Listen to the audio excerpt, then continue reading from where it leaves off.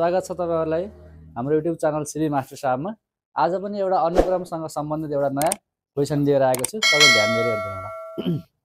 ल, एउटा अनुक्रम 3 6 12 24 48 दिएको छ। यसमा पहिलो क्वेशन छ सो अनुक्रम कुन अनुक्रम हो भनेर दिएको छ। अर्को छ सो अनुक्रमको 8औं पद पत्ता लगाउनुहोस् भनेको छ। अर्को छ सो अनुक्रमको पहिला 9 वटा पदहरुको योगफल पत्ता लगाऊ। र अर्को छ सो अनुक्रममा S20 - S19 = T20 हुन्छ भने प्रमाणित गर भन्ने एउटा क्वेशन छ। यसमा पहिलो या क्वेशनले दिएको कुराहरु लेखौं हामीले। उत्तर 3 6 12 24 48। अब यसमा पहिलो पद भनेको के छ त?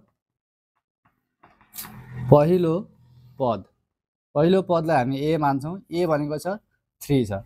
अब यसमा पहिलो पद र पहिला चेक गरौँ यो कुन अनुक्रम हो भन्ने कुरा। यहाँनिर पहिला डिफरेन्स हेरौं। 6 - 3 गर्यो भने 3 आयो। 12 - 6 गर्यो भने 6 आयो। यहाँ त डिफरेन्स फरक आयो।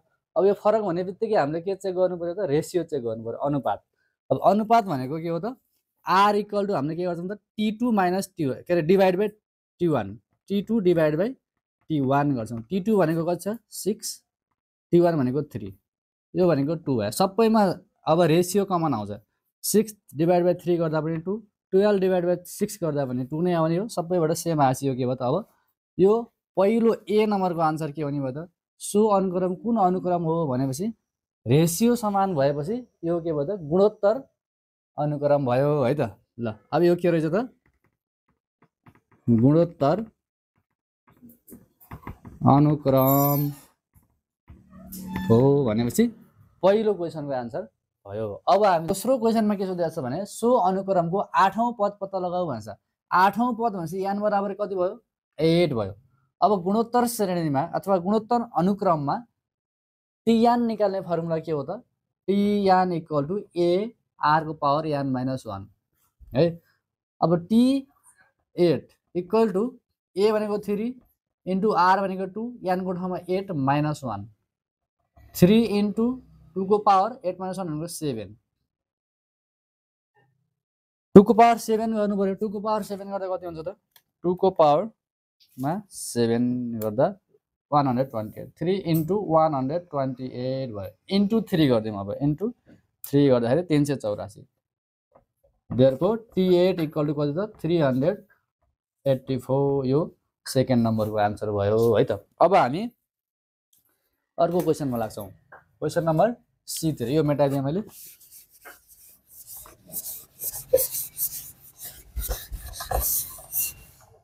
ल, अब C नम्बरमा सो अनुक्रमको पहिला 9 वटा पदहरुको योगफल पत्ता लगाऊ भन्छ।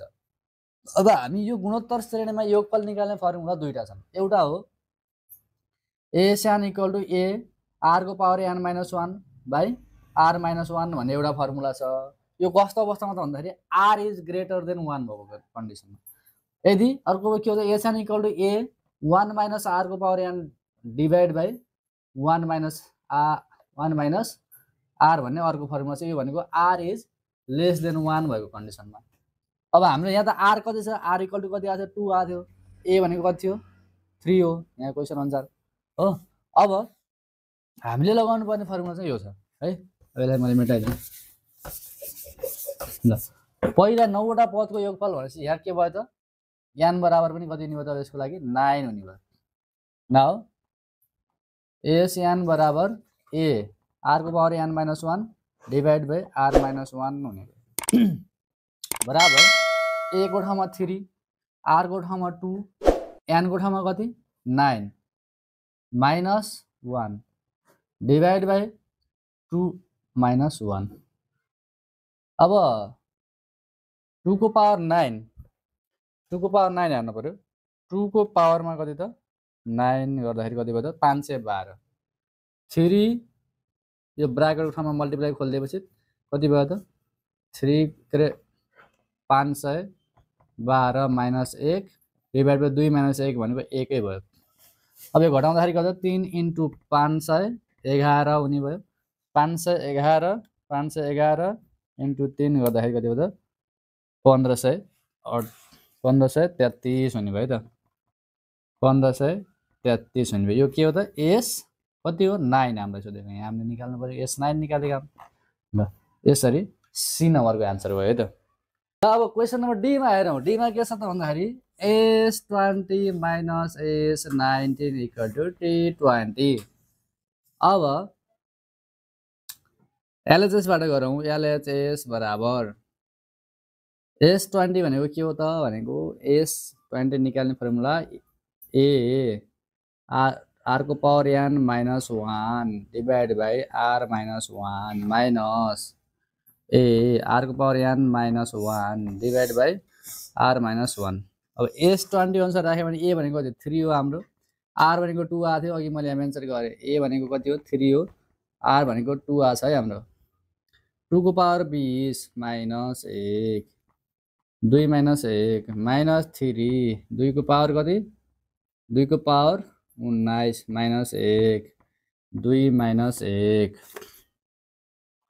अब 2 minus 1 1 भएको 2 minus 1 भनेको के भयो त 1 ै भयो अब घटा यो 1 ले भाग गर्दाखेरि केही फरक परेन हामी माथि 3 कमन तान्दियौ यहाँ पनि 3 छ 3 पनि छ यहाँ पनि भनेपछि कति 2 को पावर 20 minus 1 माइनस कति त 2 को पावर 19 तर यहाँ माइनस इन्टु प्लस माइनस भनेको के भयो त प्लस हुने भयो यो 1 हुने भयो 1 र 1 कतिको 2 को पावर 20 माइनस 2 को पावर 19 गर्नु पर्यो 3 इन्टु 2 को पावर 20 भनेको कति होला 2 को पावरमा 20 गर्दाखेरि 10 48 5 7 6 माइनस 2 को पावर 19 हाल्नु पर्यो अब हामीले 2 को पावर 19 गर्दाखेरि 52 42 60 52 42 88 यतिबाट घटाउँ कति त भन्दाखेरि यो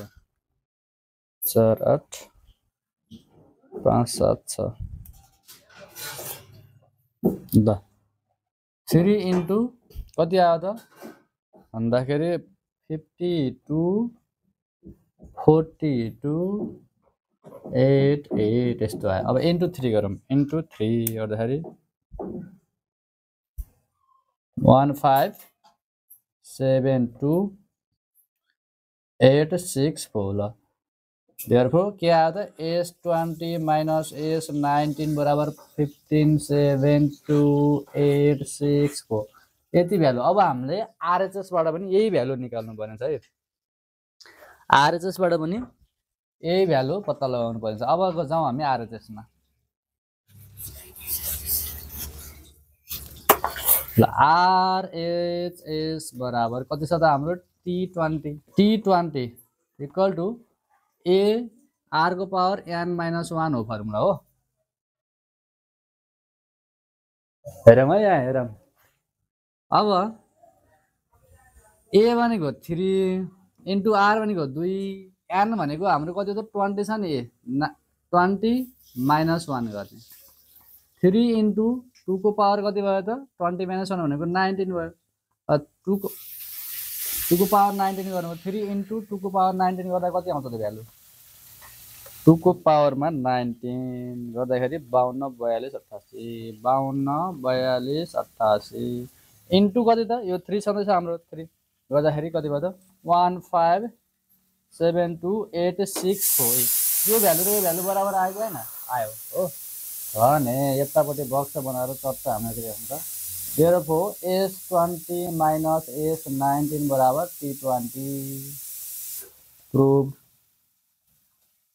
ल यसरी यो हिसाबले हामी समाधान गर्न सक्छौं अझै पनि तपाईले यो युट्युब च्यानललाई सब्स्क्राइब गर्नुभएको छैन भने कृपया सब्स्क्राइब गरेर आजै यो च्यानलमा जोडिनु होला है त धन्यवाद